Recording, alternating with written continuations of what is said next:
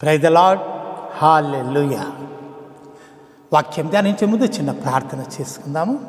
సర్వోన్నతుడా, మహోన్నతుడా, వాక్యమయ్యున్న దేవా, పరిశుద్ధాత్మ దేవ, నువ్వు అనుగ్రహించిన వాక్యాన్ని ధ్యానించబోచుండగా ఈ పనివానితో నువ్వే ఉండమని, నా ద్వారా మా అందరితో నువ్వే మాట్లాడి శ్రేష్టమైన ఆత్మీయ ఆహారం మాకు అనుగ్రహించి ఆత్మీయంగా మమ్మలను బలపరచమని నా దేవుడు, నా ప్రభువు, నజరేయుడైన యేసుక్రీస్తు వారి అతి పరిశుద్ధ నామమున బ్రతిమాలి వేడుకొనుచున్నాను పరమ తండ్రి, ఆమేన్. ఈరోజు మనము ప్రభువైన యేసుక్రీస్తు వారికి గల అనేక నామములు, బిరుదులలో నుండి ఒక దానిని గురించి మనము ధ్యానిద్దాం. మన ప్రభువునకు గల నామములు కానీ, అంటే పేర్లు కానీ, బిరుదులు కానీ ఎన్ని అని మనం కనుక చూసినట్లయితే బైబిల్లో మనము దాదాపు 200 మనకు కనపడతాయి. 200 పేర్లు మనకు కనపడతాయి. 200 పేర్లు, బిరుదులు మనకు కనపడతాయి. ఉదాహరణకు ఇమ్మానుయేలు, సమాధాన అధిపతి, నిత్యుడగు తండ్రి, బలవంతుడైన దేవుడు, విశ్వాసానికి కర్త, ఆమెననువాడు మొదలగు పేర్లను, బిరుదులను మనము బైబిల్లో చూస్తాము. ప్రభువుకు కల అనేక బిరుదులలో ఒకటైనటువంటి పరిశుద్ధుడు అన్న బిరుదుల గురించి ఈరోజు మనము ధ్యానిద్దాం. పరిశుద్ధుడు అన్న బిరుదుల గురించి మనము ధ్యానిద్దాము. మనము పరిశుద్ధుడైన పౌలు, పరిశుద్ధుడైన పేతురు, పరిశుద్ధుడైన యోహానని పలికి ఈ బిరుదులో ప్రత్యేకత ఏముంది? అందరూ కూడా పరిశుద్ధుడు, చాలామంది మనుషులు కూడా పరిశుద్ధుడు అని పిలువబడతారు కదా. ఈ బిరుదుల్లో ప్రత్యేకత ఏముంది అని మనము అనుకోవచ్చు. బైబిల్లో కనుక మనం చూసినట్లయితే ఎక్కడ కూడా వీరు పరిశుద్ధులు అని వ్రాయబడలేదు. లిఖితపూర్వకంగా ఎక్కడ కూడా మనం చూడము పరిశుద్ధులు అని. ప్రభువైన యేసుక్రీస్తును నమ్మిన వారు, ప్రభు శిష్యులు, ప్రభు యొక్క పని చేసిన వారు, ప్రభు పరిచారకులని మనకై మనం వారిని పరిశుద్ధులు అని పిలుస్తున్నాం. అంతేగాని పరిశుద్ధులు అని వారికి తీర్పు తీర్చి పరిశుద్ధుడు అని బిరుదు ఇచ్చే అధికారము మన పరిధిలోనిది కాదు.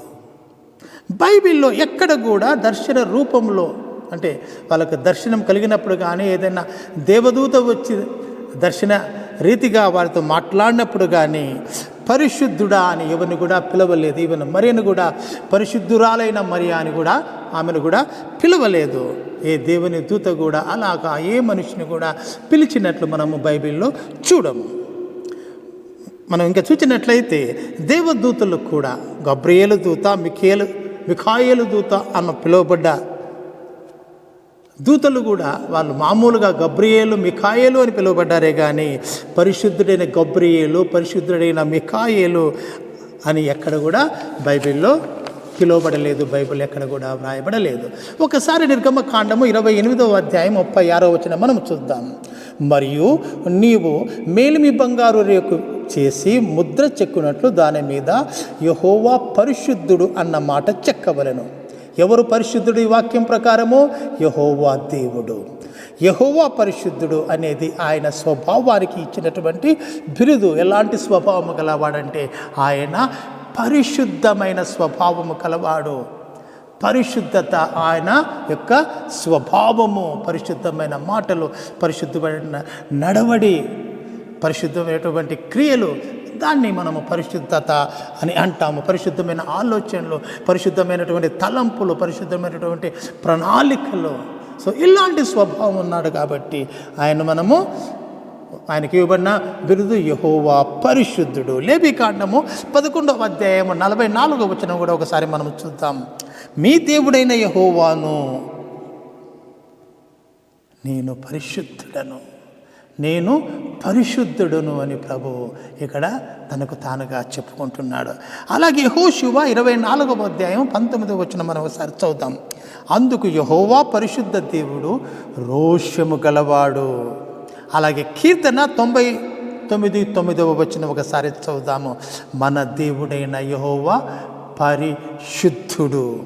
అలాగే కీర్తన 111వ కీర్తన 19వ వచనం మనం ఒకసారి చదువుదాం. ఆయన నామము పరిశుద్ధమైనది, పూజింప తగినది. ఆయన పేరు పరిశుద్ధమైనది, ఆయనకున్న బిరుదు పరిశుద్ధమైనది, ఆయన పేరే పరిశుద్ధమైనది.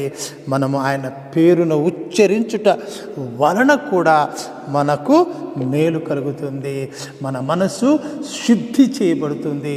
మన మనస్సులోన ఆలోచనలు, తలంపులు కూడా శుద్ధి పడతాయి. ఆయన యొక్క పేరును మనము పదే పదే స్మరించుట వలన కూడా. అలాగే యెషయా గ్రంథము 5వ అధ్యాయం 16వ వచనం ఒకసారి మనం చదువుదాం. సైన్యములకు అధిపతికి యెహోవాయే తీర్చి మహిమపరచబడును. పరిశుద్ధుడైన దేవుడు నీతిని బట్టి తన్ను పరిశుద్ధపరచుకొనును. నీతిని బట్టి తన్ను పరిశుద్ధపరచుకొనును. ఎంతో స్పష్టంగా ఈ వాక్యంలో తెలియచేయబడింది. పరిశుద్ధతకు మూలము ఏమిటో, పరిశుద్ధతకు మూలం ఏమిటి ఈ వాక్యంలో మనం చూస్తాం. ఏమిటి ఆ మాట? ఆయన యొక్క నీతి. ఆయన యొక్క నీతిని ఆయనను పరిశుద్ధపరుస్తుంది. నీతి గలవాడు అంటే ఆలోచనలు కానీ, మాటల్లో కానీ, ఊహలో కానీ, ప్రవర్తనలో కానీ, క్రియలో కానీ ఎటువంటి కపటము, ఎటువంటి పక్షపాతము లేనివాడు, స్వచ్ఛమైన నిలబడి గలవాడు, ఏ దోషము లేనివాడు, అది నీతి. యెషయా గ్రంథము 40వ అధ్యాయం 25 ఒకసారి మనము చదువుదాము. నీవు ఇతనితో సమానుడవని మీరు నన్నెవరికి సాటి చేయుదురు అని పరిశుద్ధుడు అడుగుచున్నాడు. ఎవరు అడుగుతున్నారు? పరిశుద్ధుడు అడుగుచున్నాడు. యెహోవా బదులు ఇక్కడ పరిశుద్ధుడు అన్న పేరు వాడబడింది. నేను పరిశుద్ధుడను, నన్ను ఎవరితో సమానం చేస్తారని యెహోవా దేవుడు తన్ను తానుగా పరిశుద్ధుడు అన్న పేరుతో పిలుచుకుంటున్నాడు. ఈ వాక్యం మనకు తెలియచేస్తుంది. పరిశుద్ధుడు అన్న మాట దేవుడు తన పేరుకు మారుగా ఉపయోగిస్తున్నాడు. తన పేరుకు మారుగా ఆ యొక్క పరిశుద్ధుడు అన్న మాటను, ఆ యొక్క బిరుదును వాడుతున్నాడు. ఒక విధంగా వాక్యం తెలియజేస్తుంది, ఆయనతో సమానమైన పరిశుద్ధుడు ఎవ్వడునూ లేడు. ఇంకొక పరిశుద్ధుడు ఎవరు లేరని కూడా వాక్యం మనకు తెలియచేస్తుంది. ఈ వాక్యం యొక్క భావం చాలా స్పష్టంగా తెలియచేస్తుంది. ఎందుకంటే యెహోవా దేవుడే తనకు తానుగా పరిశుద్ధుడని సంబోధించుకుంటున్నాడు. పరిశుద్ధుడు అడుగుచున్నాడని తనకు తానుగా మాట్లాడుతున్నాడు. సో పరిశుద్ధుడు అనేది దేవునికి మాత్రమే చెందుతుంది.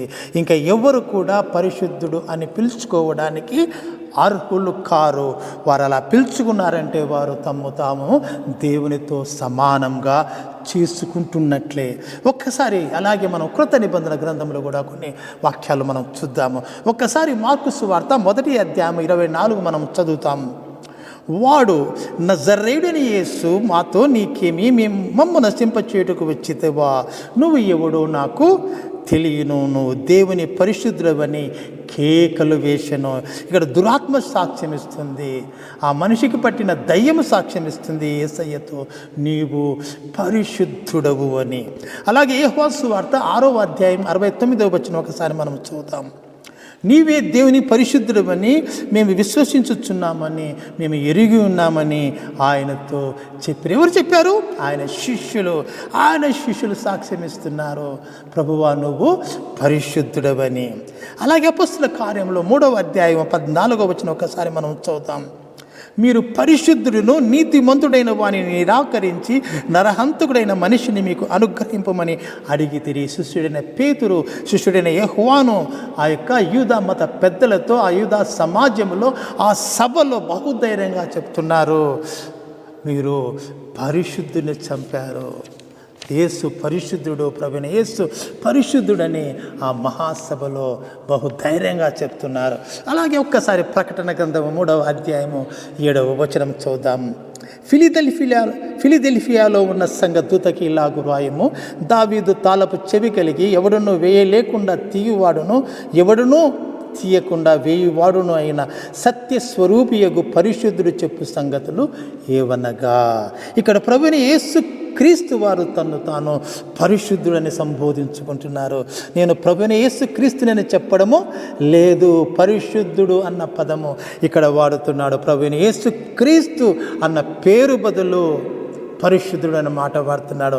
మనం ఇంతకుముందు చదివాము యెషయా గ్రంథం 40 అధ్యాయంలో దేవుడైన యెహోవా తన్ను తాను పరిశుద్ధుడిగా పిలుచుకున్నట్లు ఇక్కడ ప్రభువైన యేసుక్రీస్తు తన్ను తాను పరిశుద్ధుడిగా పిలుచుకుంటున్నాడు. కారణము ఇద్దరు ఒక్కటే. యెహోవా దేవుడు, యేసయ్య దేవుడు వేరు కాదు. కాబట్టి అక్కడ యెషయాలో ఆయన పరిశుద్ధుడిని పిలుచుకున్నాడు. ఇక్కడ ప్రకటన గ్రంథంలో ప్రభువు తను తాను పరిశుద్ధుడని సంబోధించుకుంటున్నాడు. సత్యం ఏమిటంటే గొప్పవారుగా పిలువబడే మనుషులు అనేక మందిని మనం భూమి మీద చూస్తున్నాము. అలాగే దేవుళ్ళుగా పిలువబడుతున్న అనేక మంది మనుషులను మనం చూస్తున్నాము. కానీ ఆయన జీవితములా వారి జీవితము లేదు. ఆయన జీవితములా వారి యొక్క జీవితము లేదు. ప్రభువైన యేసుక్రీస్తులాగా వారి జీవితము లేదు. ప్రభువైన యేసుక్రీస్తు వారు పరిశుద్ధుడిగా జీవించాడు. పుట్టుక నుంచి పరిశుద్ధుడిగా జీవించాడు. ఒకసారి మనము గొప్ప వాళ్ళగా పిలువబడుతున్న వారిని లేకపోతే దేవుళ్ళుగా పిలువబడుతున్న కొందరిగినిగా మనము జ్ఞాపకం చేసుకొని వారి గురించి కొన్ని విషయాలు తెలుసుకుంటే కనుక మనకు ప్రభువైన యేసుక్రీస్తు వారి యొక్క పరిశుద్ధత గురించి ఇంకా బాగా అర్థమవుతుంది. అలా మనము తెలుసుకోవలసిన వారిలో సిక్కు మత స్థాపకునటువంటి గురునానక్ గురించి 2 విషయాలు మనము తెలుసుకుందాము.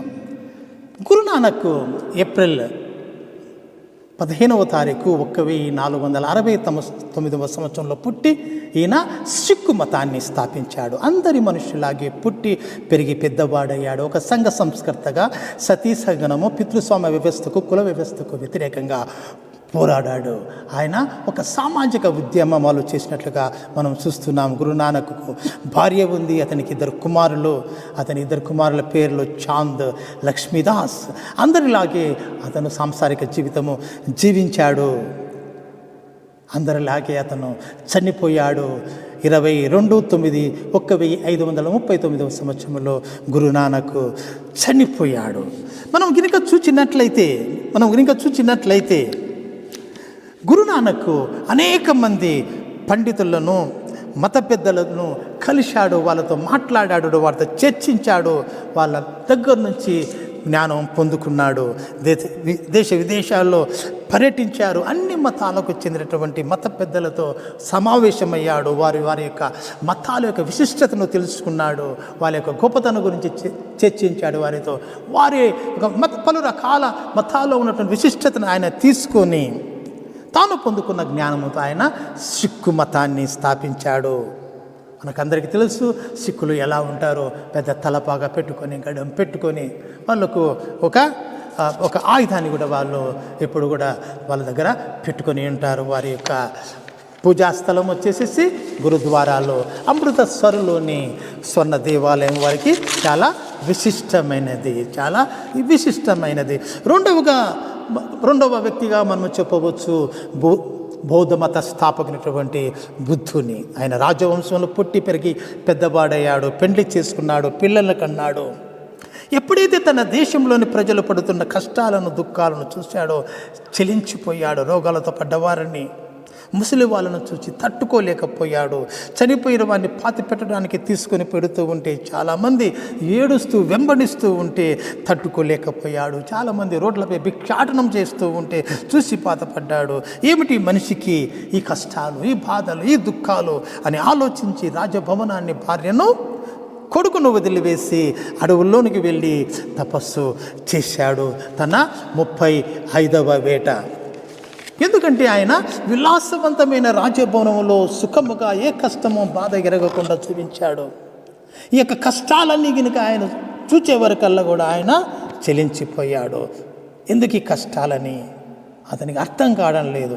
ఒకవేళ చిన్నప్పటి నుంచి అతను బీద బ్రతికి ఉంటే, కష్టాలలో బ్రతికి ఉంటే ఈ కష్టాల గురించి జ్ఞానము అతనికి ఎప్పుడో వచ్చి ఉండేది. కానీ తాను పెరిగిన రాజరికము సుఖభోగాలను బట్టి ఏమీ తెలియని అజ్ఞానంలో ఉన్నాడు. అందుకే కష్టాన్ని, దుఃఖాన్ని, బాధను చూచి అడవుల్లోనికి పోయి ధ్యానం చేసి పొందుకున్నాడు జ్ఞానాన్ని.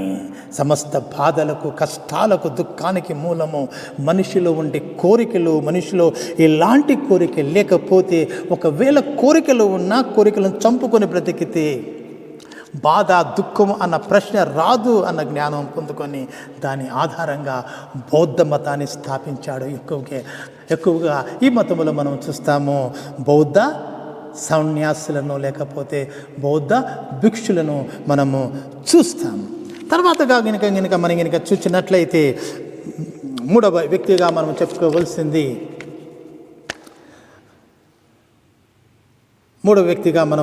చెప్పుకోవలసింది మహమ్మద్ ప్రవక్త. ఈయన క్రీస్తు శకానికి చెందినవాడు. అంటే ప్రభువైన యేసు క్రీస్తు వారు పుట్టి చనిపోయిన తర్వాత ఈయన పుట్టినవాడు. ఈయన క్రీస్తు శకము 570వ సంవత్సరంలో అరేబియా దేశంలోని మక్కాలో జన్మించాడు. 6 సంవత్సరాల వయస్సులో తల్లిదండ్రులను కోల్పోయాడు. అబు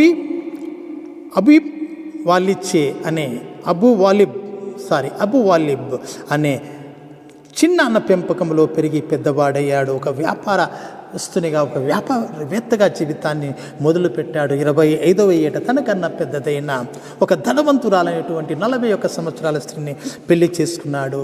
ఆమె చనిపోయిన తర్వాత ఇంకా 10 మందిని పెళ్లి చేసుకున్నాడు. మొదటి భార్య అతనికి 6 మంది పిల్లలను, చివరి భార్య ఒకడిని అతనికి కనింది. ఎవరికి? మహమ్మద్ ప్రవక్తకు వచ్చేసేసి దాదాపు 27 సార్లు స్వయంగా అతను యుద్ధాలు చేశాడు. మహమ్మద్ ప్రవక్త అని పిలువబడినటువంటి మహమ్మద్ ఈదుల స్వాధీనంలో ఉన్న మదీనాను వారి నుంచి యుద్ధము చేసి పొందుకున్నాడు. అందరి మనుషులలాగే సాంసారిక జీవితం జీవించాడు.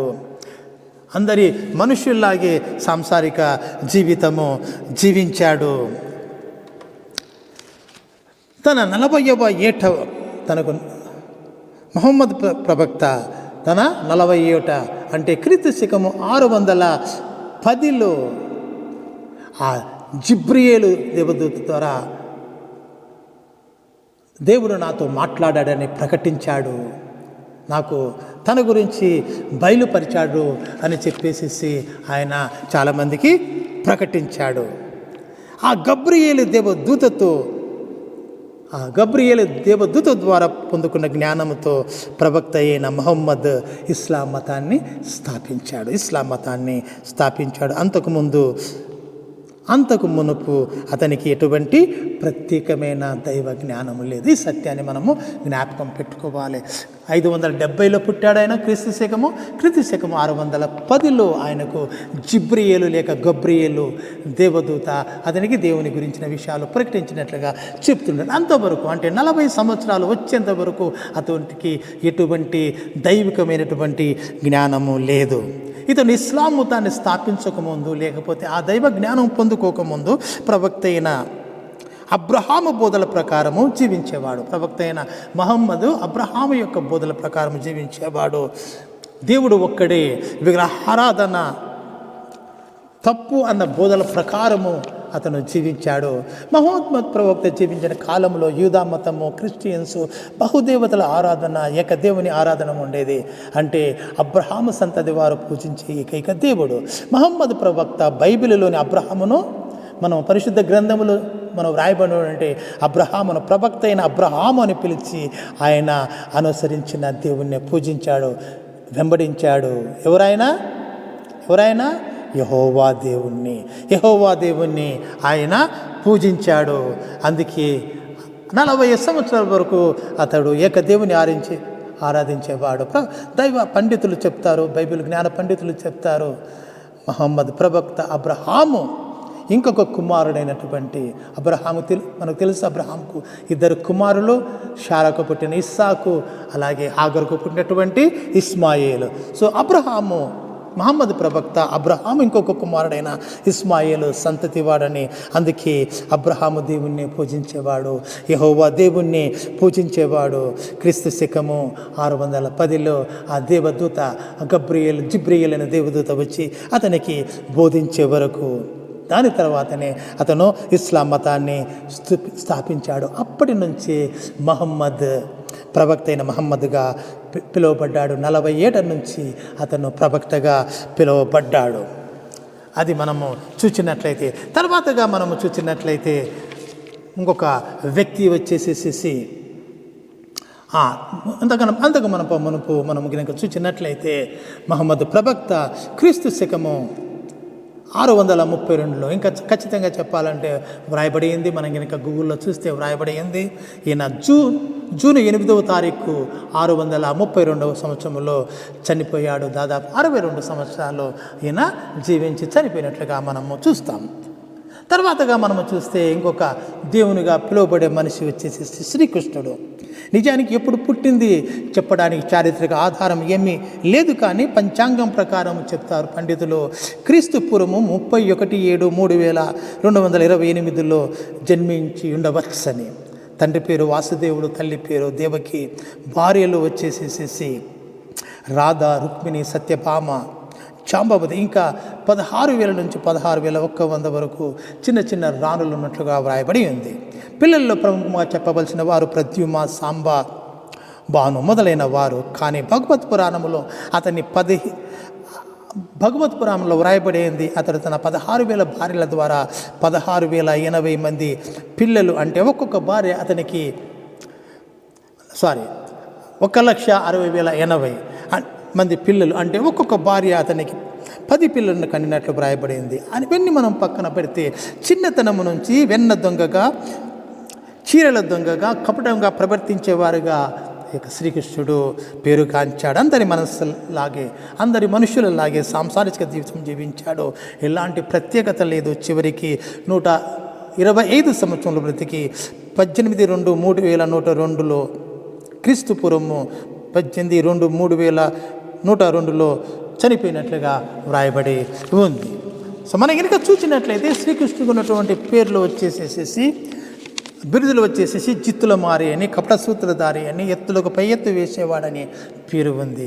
ఈ కాలంలోనే ఒక సగటు రాజకీయ నాయకునికి ప్రతినిధిగా మనము కృష్ణుని చెప్పుకోవచ్చు. ఇది మనుష్య జ్ఞానమే కానీ దైవ జ్ఞానము కాదు. కానీ ప్రభువైన యేసుక్రీస్తు గురించి ధ్యానిస్తే, ప్రభువైన యేసుక్రీస్తు పుట్టుకతోనే పరిశుద్ధుడు. యేసు ప్రభువుకు మనుష్యరిత్ర తండ్రి వారసత్వము లేదు, ఆయనకు తండ్రి లేడు. పరిశుద్ధాత్మ శక్తి వల్ల పుట్టినవాడు ఆయన. పరిశుద్ధాత్మ శక్తి వలన పుట్టిన వాడు ఆయన. అందుకే ప్రభువైన యేసుక్రీస్తును వీరితో ఎవరికో సమానముగా చేయలేము. యెషయా గ్రంథం 40 అధ్యాయంలో అంటాడు, యెహోవా దేవుడు నన్ను ఎవరితో సమానం చేస్తారని. ఆ యొక్క మాట మనము జ్ఞాపకం చేసుకోవలసిందా నేను మనవి చేస్తున్నాను. ప్రభువే తండ్రి, ఆయనకు తండ్రి ఎవరు లేరు.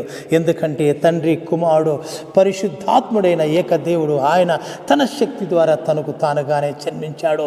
మరియ గర్భము ద్వారా మనుషులుగా పిలువబడడానికి ఒక స్త్రీని ఎంచుకున్నాడు. మనుషునిగా పుట్టడానికి ఒక స్త్రీని ఎంచుకున్నాడు. అందుకే ఆయనకి ఏ గోత్రము లేదు. ఆయన యూదా గోత్ర సింహం అని పిలుస్తారు, కానీ నిజానికి ఆయనకి ఏ గోత్రము లేదు. గోత్రము లేనివాడు, జన్మత పాపము లేనివాడు, జన్మ పాపము లేనివాడు, పరిశుద్ధ జన్మము కలిగిన వాడు, పుట్టుకతోనే పరిశుద్ధుడు. అలాగే ఆయన చిన్నతనం నుంచి దైవ జ్ఞానము కలిగినాడు. ఆయన మధ్యలో ఎప్పుడో ఆ జ్ఞానాన్ని పొందుకోలేదు. ఒక గురునానక్ మాదిరో, లేకపోతే ఒక బుద్ధుని మాదిరో, ఆయన జ్ఞానాన్ని పొందుకోలేదు. పుట్టుకతో ఆయన జ్ఞానవంతుడు. ఒకసారి లూకా సువార్త 2వ అధ్యాయము మనం కనుక చూసినట్లయితే 46-47 వచనముల్లో, 3 దినములైన తర్వాత ఆయన దేవాలయంలో బోధకుల మధ్య కూర్చుండి వారి మాటలను ఆలకించుచు వారిని ప్రశ్నలు అడుగుచుండగా చూచిరి. ఆయన మాటలు వినిన వారందరూ ఆయన ప్రజ్ఞకును ప్రత్యుత్తరములకును విస్మయముందిరి. ప్రభు బోధకులతో మాట్లాడుతున్నాడు, వారికి దేవుని విషయాల గురించి చెప్పుతున్నాడు. ఆయన దైవ జ్ఞానం చూచి వారు ఆశ్చర్యపడ్డాడు. అక్కడ ఉన్న మత పెద్దలు కానీ, అక్కడ వింటున్నటువంటి ఆ యొక్క ప్రజలు కానీ, జన సమూహం కానీ ఆశ్చర్యపడ్డారు. ఆయన యొక్క జ్ఞానాన్ని చూచి, ఆయన బోధనను చూచి. ఏ వయస్సులో? ప్రభువుకు 12 ఏళ్ల వయసులో ఉన్నప్పుడు, 12 ఏళ్ల వయసులో ఆయన బయలుపరుస్తున్న దైవ జ్ఞానాన్ని చూచి జనులందరూ, యూదా పండితులందరూ కూడా ఆశ్చర్యపడ్డాడు. ప్రభు యుక్త వయస్సు వచ్చి పెళ్ళి చేసుకుని సాంసారిక జీవితం జీవించి రకరకాల మతముల బోధకులతోనూ పండితులతోనూ చర్చించి ఆయన దేవుని జ్ఞానాన్ని పొందుకోలేదు. అలాగే భార్య పిల్లలను వదిలిపెట్టేసి ఏ చెట్టు కింద కూర్చొని ధ్యానించి ఆయన దేవుని జ్ఞానాన్ని పొందుకోలేదు. అలాగే పిల్లలైన తర్వాత ఏ 40 ఏటనో ఏ గుహలోనో కూర్చొని ఉన్నప్పుడు దేవుని దూతలైన ఏ గబ్రియేలో మికాయేలో వచ్చి ప్రభువైన యేసుక్రీస్తుకు దేవుని గురించిన జ్ఞానము బోధింపలేదు. ఆయన దేవుడు, ఆయనకు ఏ దేవుని జ్ఞానము బోధించగలరు? దేవదూతలు వచ్చి ఆయన ఆజ్ఞలు పాటించడం తప్ప, ఆయన చెప్పిన పనులు చేయడం తప్ప. నిజానికి గబ్రియేలు దేవదూత వచ్చి ప్రభు యొక్క జననము గురించి ప్రకటిస్తాడు. మరియమ్మకు, యేసేపుకు దేవుని గురించిన జ్ఞానము మనుష్యులకు బోధిస్తారు, కానీ దేవుని గురించిన జ్ఞానం దేవునికి ఏమి బోధించగలరు? దీనిని బట్టి మనం చెప్పవచ్చు, ఏ విషయంలో కూడా ఏ ఇతర మనిషితో కూడా పోల్చదగిన వాడు కాడు మన ప్రభువైన యేసుక్రీస్తు. ఎందుకంటే ఆయన మనుష్యుడు కాదు కాబట్టి. మనం పరిశుద్ధుడు అన్న బిరుదు కలిగిన వాడు అన్న అంశం గురించి మనము ధ్యానిస్తున్నాము.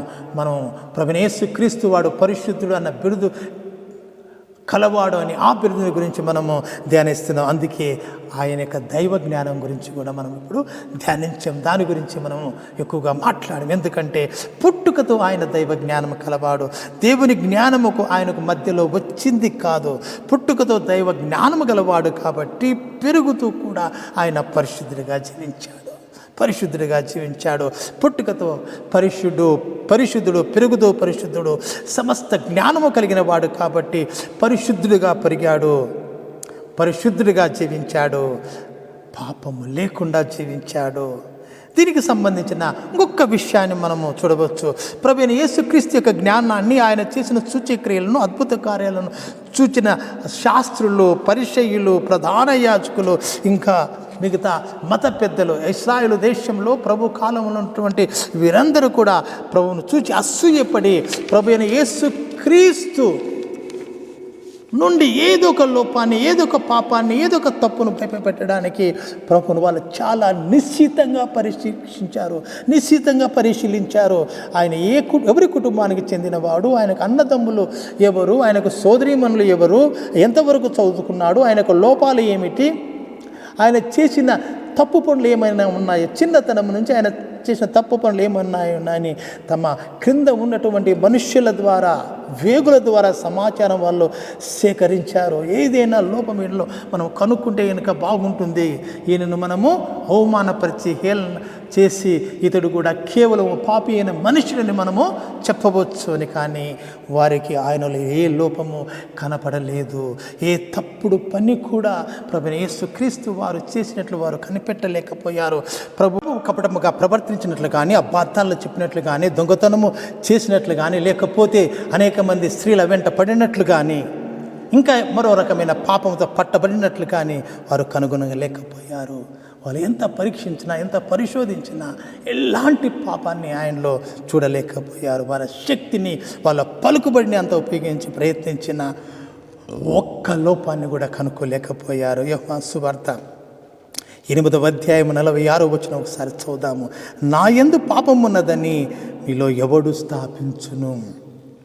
ప్రభువైన యేసుక్రీస్తు వారు శాస్త్రులు, పరిసయ్యులు ఆయన వ్యతిరేకించి అనేక మనుషులకు సవాలు విసురుతున్నాడు. నాలో పాపం ఉందని చేతనైతే మీరు నిరూపించండి అని చెప్పేసి ఇక్కడ మనము ప్రభు సవాలు ఇచ్చినట్లుగా మనం చూస్తున్నాము. వారు ప్రభువును సెలవుకు అప్పగించినప్పుడు కూడా వారు ఆయన మీదను మోపిన నేరము ఆయన యూదులకు రాజుగా ప్రకటించుకున్నాడు. దేశంలో అర్లలు రేపడానికి కుట్ర పండుతున్నాడని, విప్లవకారుడని, రోమా చక్రవర్తి అయిన సీజరుకు ఈయన విరోధి అని, కాబట్టి ఇతన్ని చంపివేయాలని ఆరోపించారే తప్ప ఈయన ఫలాని చెడు జీవితము జీవించాడు అని చెప్పలేకపోయారు. వారు ప్రభు మీద మోపిన నేరమైనటువంటి దేశ ద్రోహి అన్న ఆ యొక్క నేరాన్ని కూడా న్యాయాధిపతి అయిన పిలాతు కొట్టివేశాడు. నేను విచారించగా ఆయనలో ఏ దోషము కనపడలేదని ఆయన పిలాతు సాక్ష్యం ఇచ్చినట్లుగా మనం చూస్తాము. మనం చూసినట్లయితే లూకా సువార్త 23వ అధ్యాయం 14వ వచనములో వ్రాయబడి ఉంది.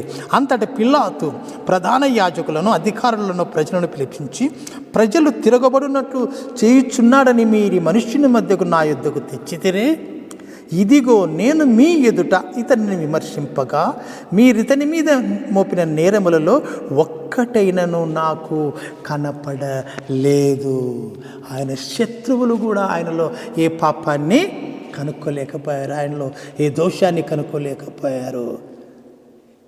రోమా అధిపేతనైన పిలాతు కూడా ఆయనలో ఏ లోపాన్ని కనిపెట్టలేకపోయాడు. ఎందుకంటే పిలాతు ఆయన న్యాయాధిపతి, ఆయన న్యాయాన్ని విచారించేటప్పుడు ఆయన అనేకమైనటువంటి సాక్ష్యాలు తీసుకుంటాడు. తన దగ్గర ఉన్న వేగుల ద్వారా సమాచారం తెప్పించుకుంటాడు, రహస్యంగా విచారిస్తాడు.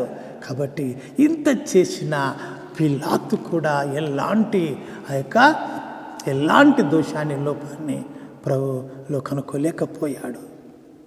సో మనం కనుక చూసినట్లయితే ఆయన శత్రువులు కూడా ఆయనలో ఈ లోపాన్ని కనుక్కోలేకపోయారు. అంత పరిశుద్ధులుగా జీవించాడు ప్రభువైన యేసుక్రీస్తు వారి ఈ భూమి మీద. ఆయనతో కలిసి నివసించిన ఆయన శిష్యుడైన పేతురు పలికిన మాటను కూడా ఒకసారి మనం చూద్దాం. ఒకసారి పేతురు 2వ అధ్యాయం 22వ వచనంలో మనం వ్రాయబడింది, ఆయన పాపము చేయలేదు, ఆయన నోటను ఏ కపటమును కనపడలేదు. అది ప్రభువుతో మరణం వరకు కలిసి నివసించినటువంటి పేతురు సాక్ష్యము. ఆయన పరిశుద్ధుడిగా పుట్టాడు, పరిశుద్ధుడిగా పెరిగాడు, పరిశుద్ధునిగా జీవించాడు, పరిశుద్ధునిగా మరణించాడు, పరిశుద్ధునిగా అనేక మంది చూచుచుండగా పరలోకానికి ఆరోహణమైపోయాడు. తిరిగి పరిశుద్ధునిగా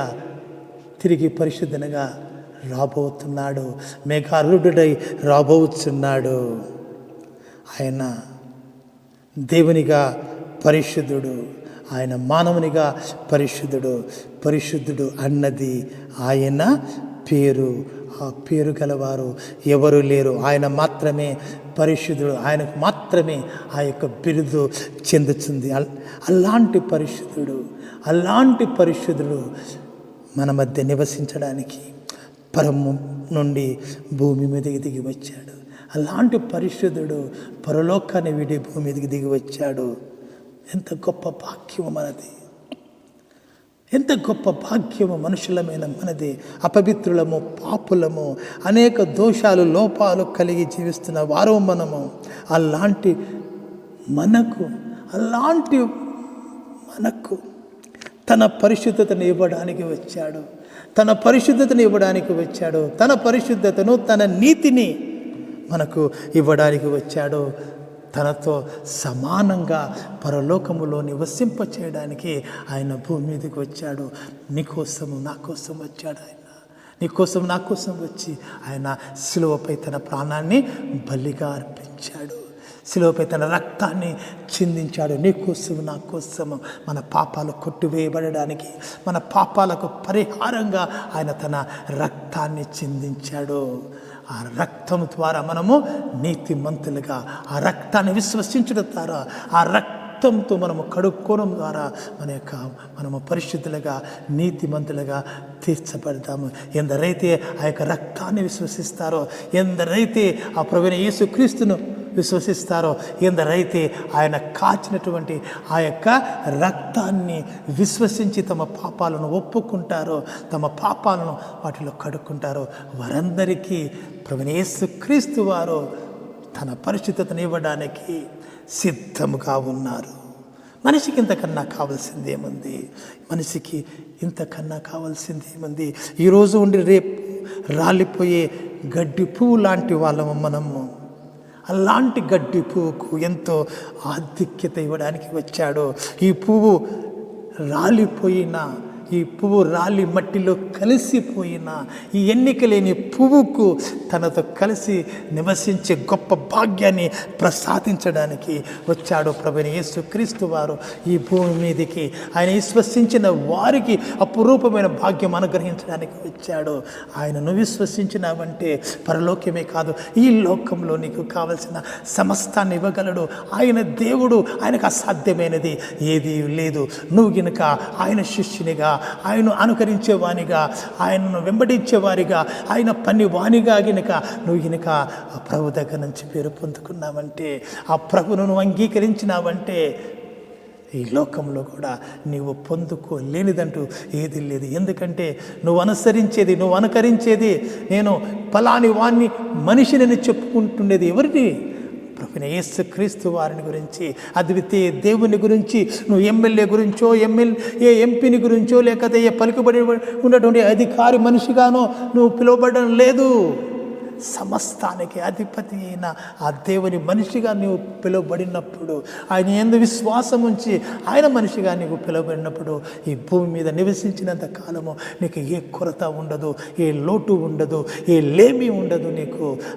నీకు కావలసినటువంటి ఏ అవసరతైనా తీర్చగల సర్వశక్తిమంతుడు. నీకు అనారోగ్యం కావచ్చు, నీకు పిల్లలు లేకపోవచ్చు, నీకు పెళ్ళి కాకపోవచ్చు, నీకు ఉద్యోగం లేకపోవచ్చు, నీకు కావాల్సిన ఆర్థిక స్తోమత లేకపోవచ్చు, నీ కుటుంబంలో శాంతి ఉండొచ్చు. అది ఏదైనా అది తీర్చగల దేవుడు. ఒక్కసారి ఆయన విశ్వసించి చూడు. ఒక్కసారి ఆయన పాదాల సన్నిధిలో మోకరించి అడిగి చూడు. ఆయన యందు విశ్వాసం ఉంచి, ఆయన యందు నమ్మి, ఆయన నామమును ప్రార్థించి చూడు. నువ్వు పొందుకొని లేనిది అంటూ ఏమీ లేదు. కాబట్టి ఆలస్యం చేయవద్దు. ఇది సరైన సమయము. ఆయన మాత్రమే దేవుడు. ఇంకొక దేవుడు ఎవరు లేరు. అద్వితీయ దేవుడు. నీ పాపాలను కొట్టివేయగల శక్తి గలవాడు. నిన్ను నీతిమంతునిగా తీర్చగల శక్తి, అధికారం గలవాడు. ఈ లోకంలో నీకు కావలసిన సమస్తాన్ని ఇవ్వగల వాడు. అంత మాత్రమే కాకుండా చనిపోయిన తర్వాత మనిషికి ఎలాగో తప్పదు. మరణము తర్వాత నిన్ను తనతో సమానంగా పరలోక రాజ్యంలో శాశ్వతంగా తన ప్రక్కలో ఉంచుకొని నివసింపజేసే గొప్ప భాగ్యాన్ని కూడా నాకు అనుగ్రహిస్తున్నాడు ఆయన. మనకెందుకు ఆలస్యం చేయడము?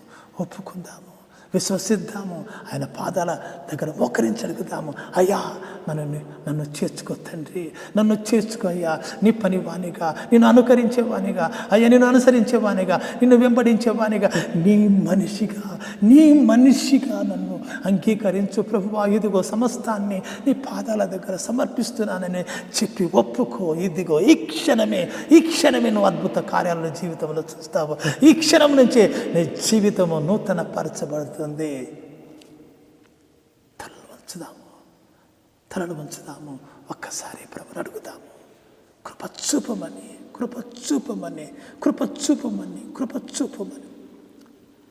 సర్వోన్నతుడా, కృపగల దేవ నాయన, నువ్వు అనుగ్రహించిన వాక్యాన్ని బట్టి స్తోత్రం చెల్లిస్తున్నాం. అయ్యా, నువ్వు మాత్రమే పరిశుద్ధుని, నువ్వు మాత్రమే అద్వితీయ దేవుని, నువ్వు మాత్రమే మా పాపాలను పరిహరించి పరలోక రాజ్యంలో చేర్చగలవానివి. అంత మాత్రమే కాకుండా ఈ లోకంలో భూమి మీద నివసించినంత కాలము తండ్రి, మా యొక్క ప్రతి అవసరతను తీర్చగల సర్వశక్తిమంతునివి.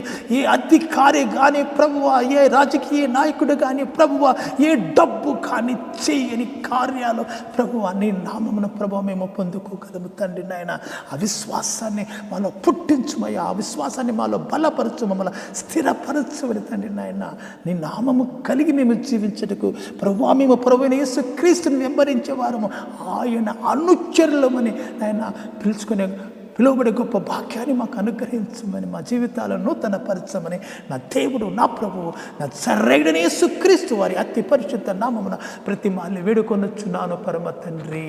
ఆమేన్. Praise the Lord. God bless you.